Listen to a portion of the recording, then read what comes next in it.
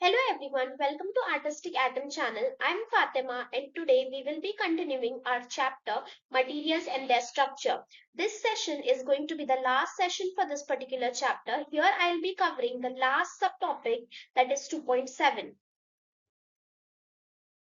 Now, the learning objectives for this particular session are as follows. Firstly, we will be understanding what are mixtures.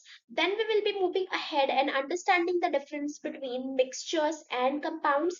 Lastly, we will be understanding in depth about mixtures using certain examples. Now, the first question that arises in our mind is what are mixtures? Well, mixtures are nothing but when we mix two substances physically. What do you mean by physically?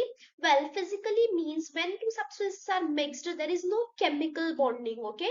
They are just mixed with each other. They are not undergoing any kind of reaction. There is no chemical bonding formed, okay? So this means these two substances are there as it is in the mixture, okay? So since there is no new substances formed, they retain their original properties. Okay. And since we are mixing them physically, there is no fixed ratio required. And as they are just mixed physically, they can be easily separated by physical methods. Well, when I use this term physical methods, what do you mean by this? So physical methods can be one of these. Okay. And there are more. I'll be listing them after this. So first method can be sieving. Okay. So suppose if there is a substance where there is a difference in size, so you can directly use a Swift and you can sieve it and you will be able to separate both the substances. If suppose both are liquid and they both have different boiling points, you can use a distillation method where due to the difference in the boiling point, the one which will have the lower boiling point will come out first and you can separate both of them. If suppose the substances that you have mixed, one of them is magnetic, so you can use magnet as a magnet in order to separate that magnetic substance from the non-magnetic one. And lastly, suppose if the substance is solid, dissolved in that particular liquid, or sorry, not dissolved in that particular liquid, so you can easily filter it out. The residue will remain in the filter paper and the filtrate will come out of that particular funnel. So with these methods, you can easily separate these kind of substances from their respective mixtures. Well, there are total 8 methods for your grade level, physical methods, but you don't have to know about them in detail. Just by knowing only the name of that particular method is enough for this particular grade level. Okay, so these are the 8 methods which are there for your grade level, which you should know that these are the physical methods by which you can separate these substances which are mixed to form a mixture. Okay, so there are 3 things that you should remember.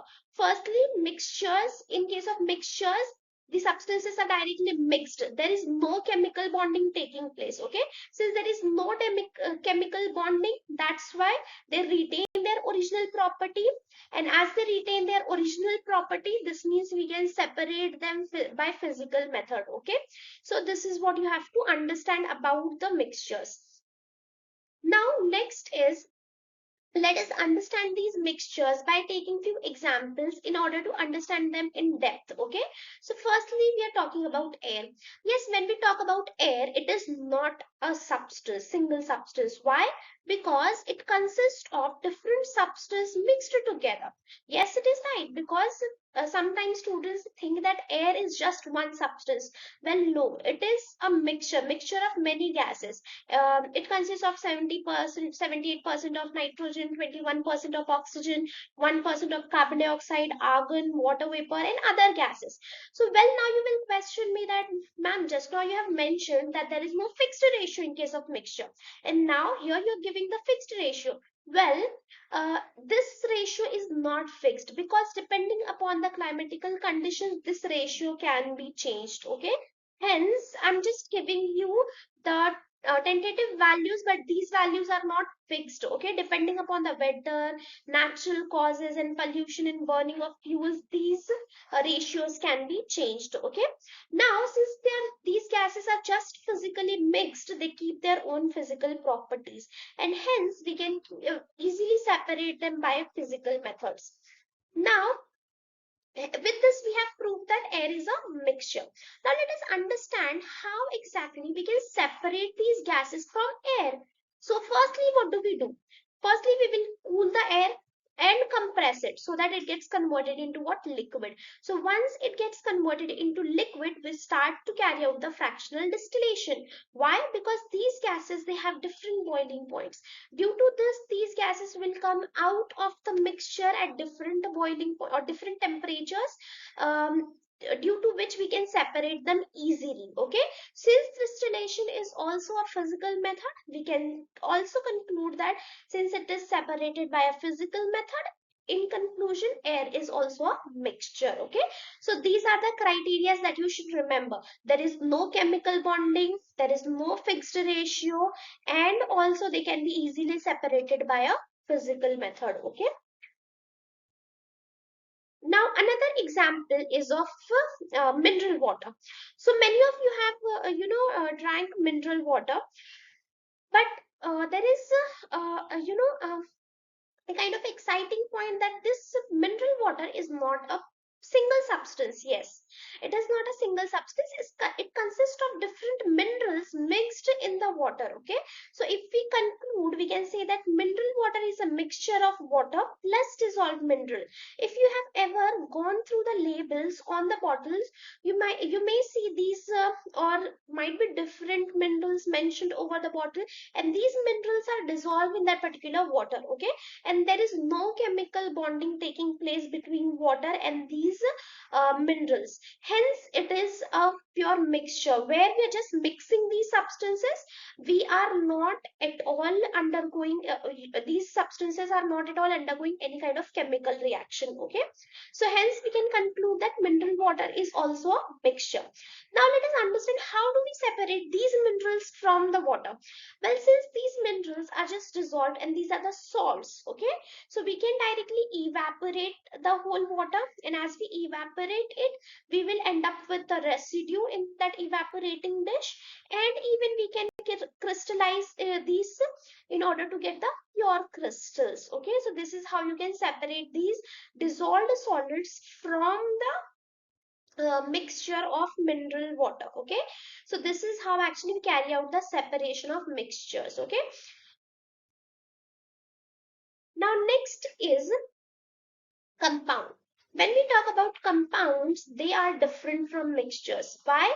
Because in case of compound, we have two different elements combined together chemically. This means there is chemical bonding taking place. Okay, so since there is chemical bonding happening, there is formation of new substance.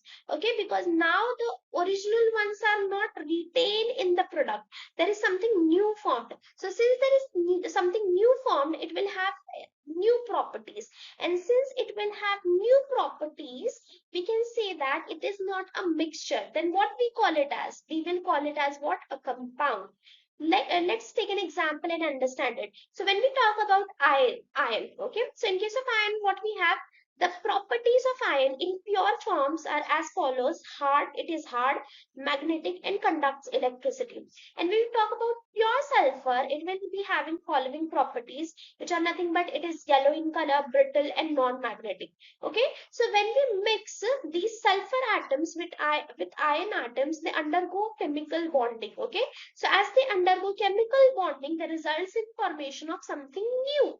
And as there is something new formed, because it is not at all matching with what we have at the beginning, it is something new, hence it will have new properties. So in conclusion, we can say that when iron and sulfur, they are mixed, they result in the formation of what? A compound. Okay, and since there is a chemical reaction that is taking place, there is a need of fixed ratio of these elements. You cannot mix any of the substance in any ratio and get the compound, because in order to form a compound, there is need of a fixed ratio of the elements which needs to be combined. Okay, and since there is chemical bonding taking place, these compounds cannot be separated by simple physical methods. So this is what the difference between mixtures and the compounds.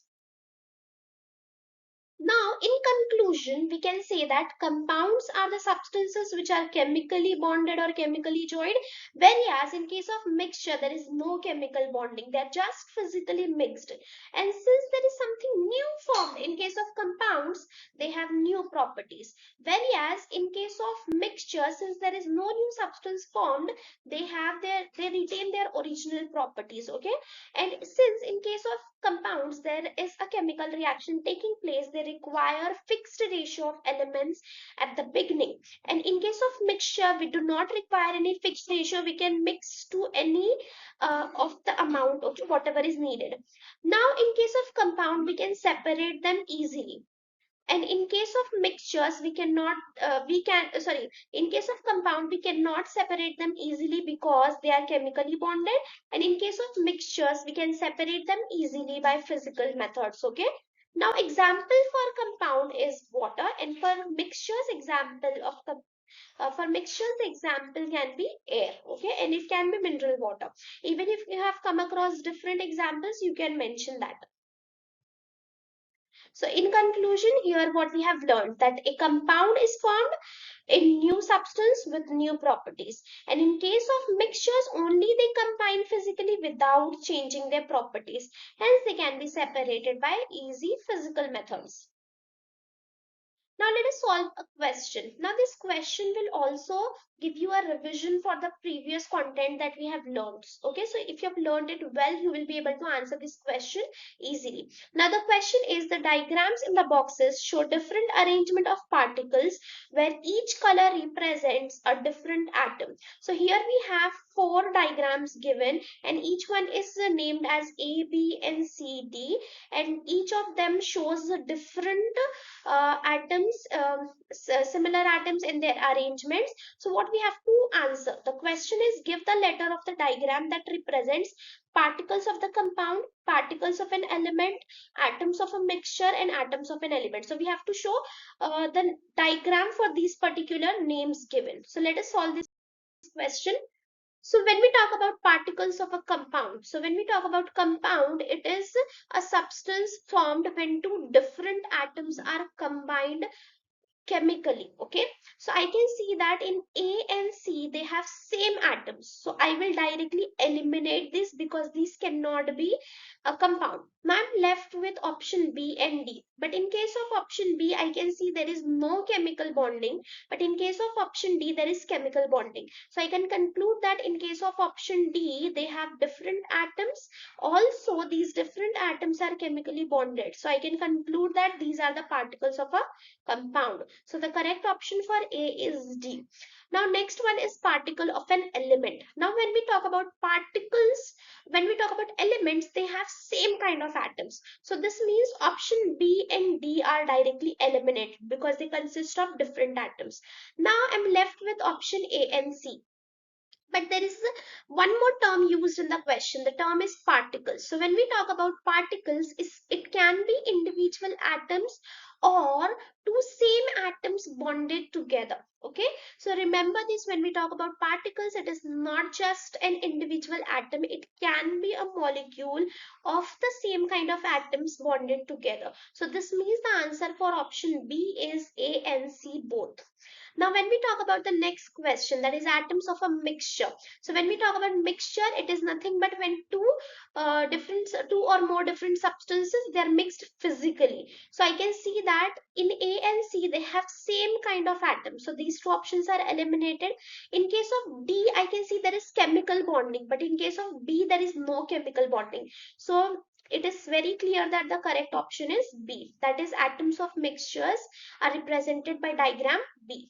Now the last question is atoms of an element. So here we have clearly mentioned that atoms. Okay, so I can see that elements means they have same kind of atoms. So in case of A and C, I have same atoms. So option B and D are eliminated.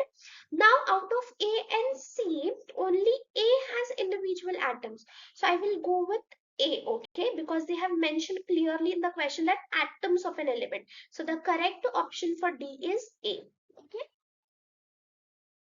Now, with this, we have completed our chapter. Hope you have understood everything, whatever is being taught. If you have any query, you can mention it in the chat box, and we will see you in the next session. Do like, share, and subscribe to our channel, Artistic Atom. Thank you.